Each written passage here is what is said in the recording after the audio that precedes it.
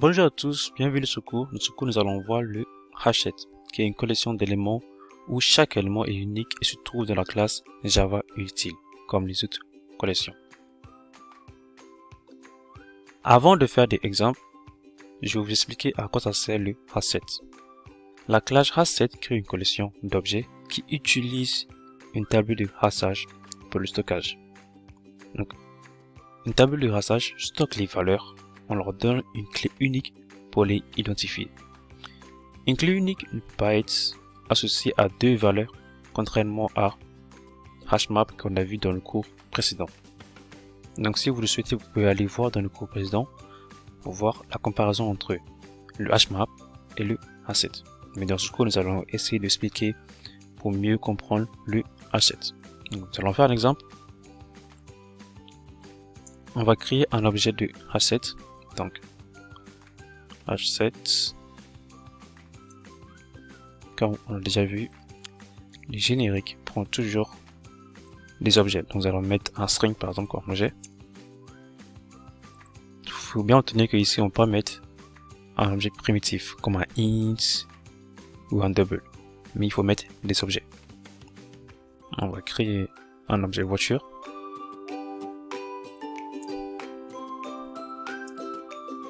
Maintenant, il faut savoir que le Hachette a plusieurs constructeurs. Par exemple, on va aller voir les constructeurs qui disposent.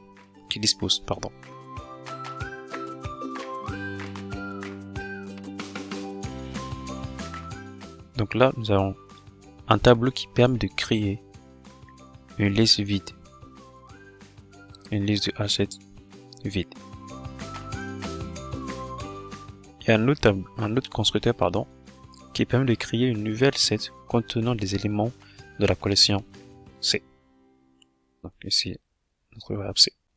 Par la suite, du coup, nous allons voir différents types de constructeurs que le Hachette possède. On va retourner dans notre main.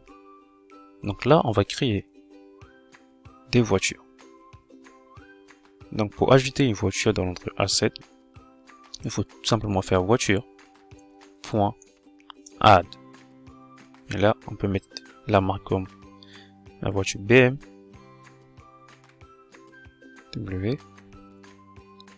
Mettre aussi notre voiture Ford.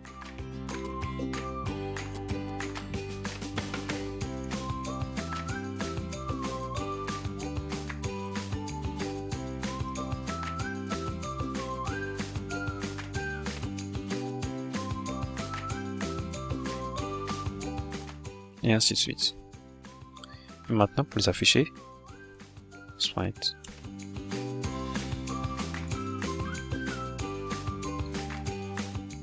Et là, nous avons les éléments qui se trouvent dans la voiture, dans notre objet voiture.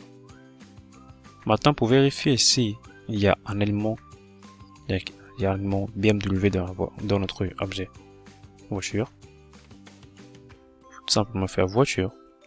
Et on va utiliser la méthode contain. Dans la méthode contain, on met en argument BMW.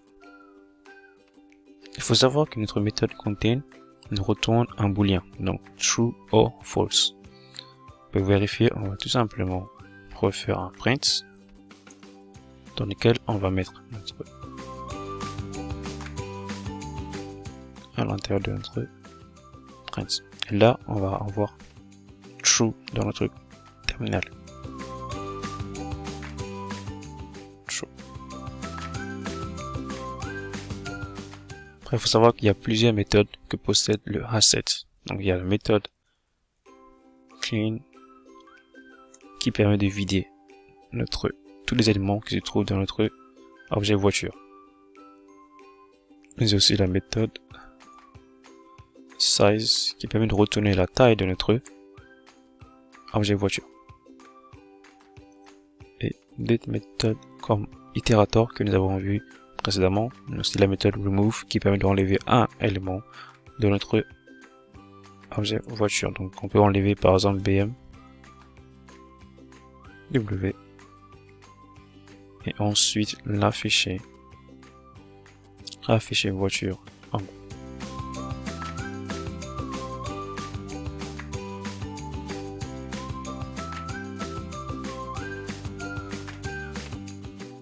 voici BMW est supprimé.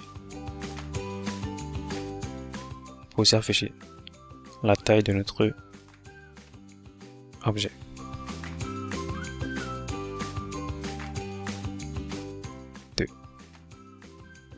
Mais aussi supprimer tous les éléments dans notre objet voiture. À la taille va être égale à 0.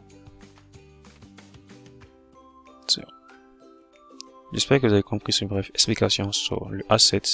Dans le prochain cours, nous allons faire un challenge qui va engloutir les collections, c'est-à-dire le AriaList, HMAT peut-être, et les listes. Donc à bientôt.